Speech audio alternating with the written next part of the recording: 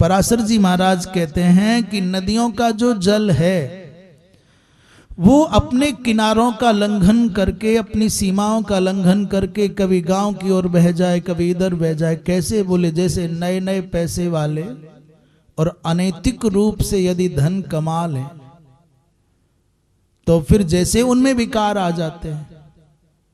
सबसे पहले अनुचित रूप से, सहसा, अनैतिक ढंग से धन कमाने वाले जो परंपरागत धनिक नहीं हैं, और धन यदि गलत रास्ते से आवे तो सबसे पहला विकार होता है, व्यक्ति का भोजन खराब होता है और व्यक्ति का सोना जगना खराब हो जाता है। एक कोई कवयित्री हुई, उन्होंने कहा तेरा लहजा बता रहा है तेरी दौलत नई नई है। सुना है आपने? नहीं सुना? हाँ, जो उन्होंने कहा उसका हम भाव समझ लें।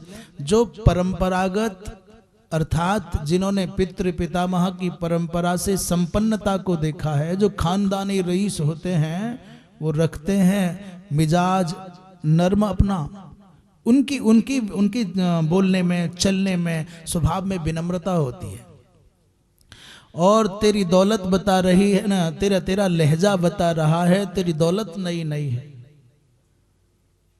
पर जो अचानक शॉर्टकट से और बिना संस्कारों के, बिना परंपरा के निर्वाह के अविनयी होकर के धनिक होते हैं, उनके व्यवहार में, लहजे में, रहन सहन में विकार आ जाता है।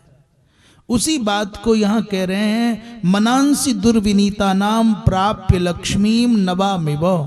जो दुर्विनीत व्यक्ति है, जो अविनम्र व्यक्ति है, जो उद्धत व्यक्ति है, जो उच्छृंखल है,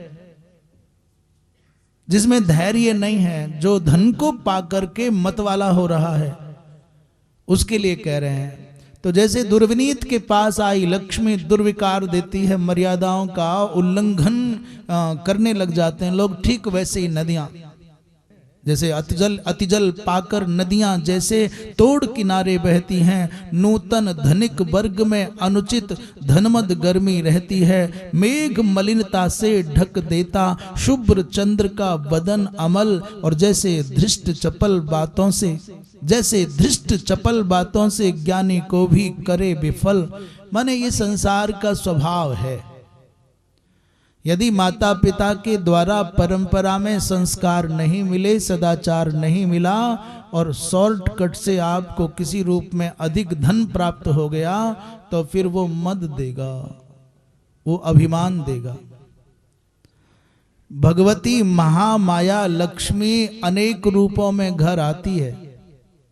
कभी वो उल्लू पर सवार होकर के आती है, कभी वो गजलक्ष्मी बन करके हाथी पर बैठ करके आती है, और कभी कभी वो आती है तो भगवान नारायण के संग गरुड़ारूढ़ होकर के आती है।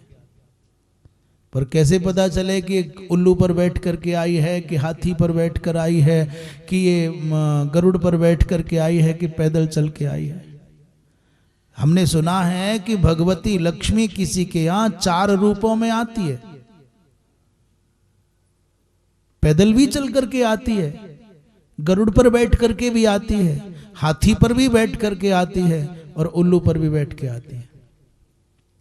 पर किसके यहाँ कैसे आती है, कैसे पता चले?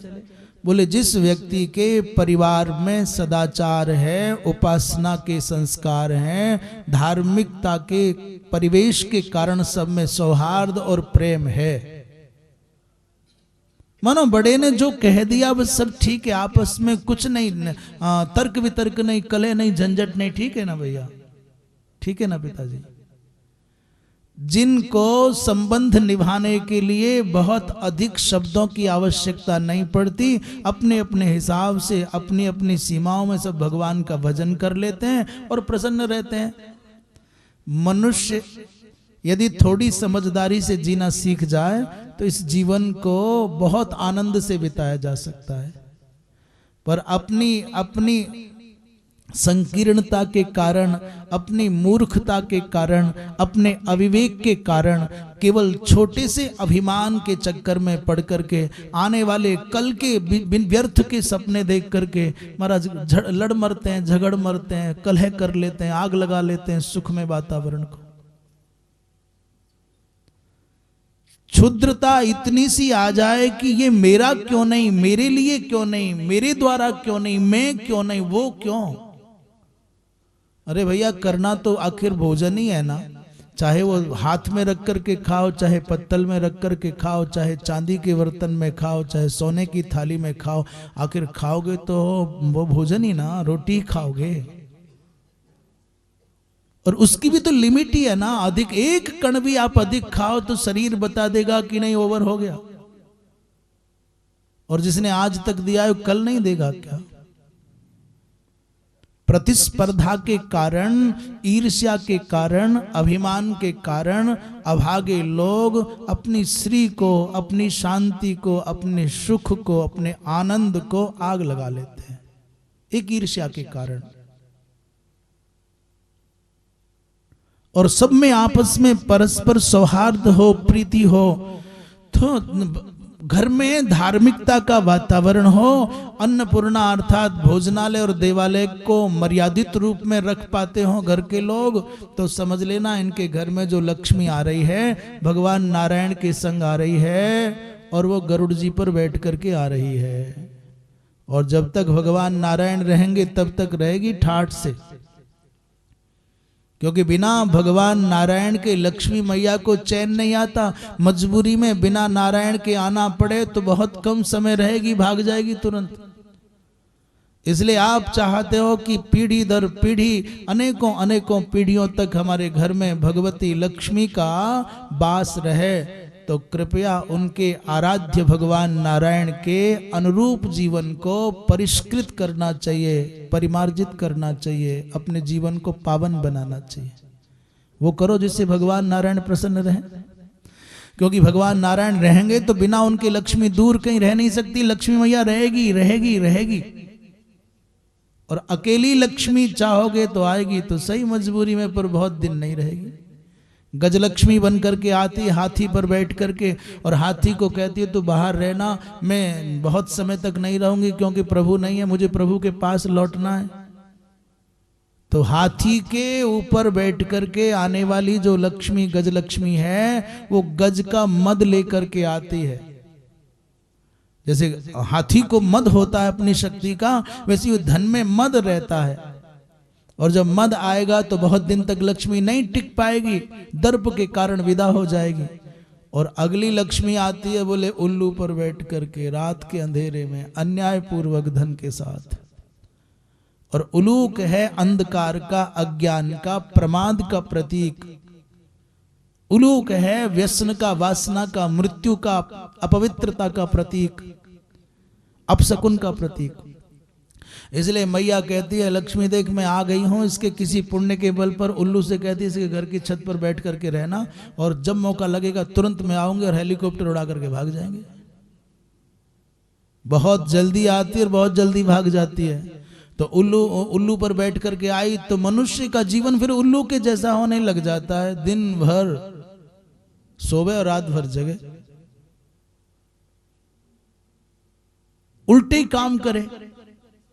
जो करना चाहिए वो नहीं करेगा, जो नहीं करना चाहिए वो करने लग जाएगा। समझ लेना बहुत अल्प समय के लिए आई और भाग जाएगी। पर एक लक्ष्मी ऐसी भी है जो पैदल चल के आती है। पैदल किनके यहाँ आती है? बहुत मंथर गति से आती है।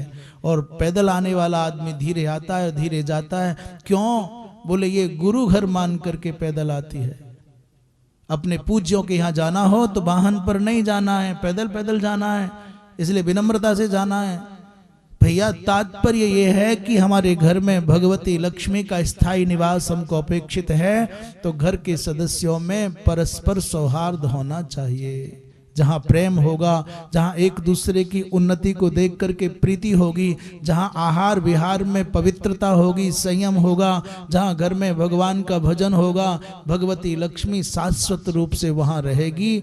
इसलिए चाहिए कि हम सात्विकता पूर्वक जिएं, हम विनम्रता पूर्वक जिएं, हम भगवान का भजन करते हुए जिएं। वृंदावन बिहारी लाल की।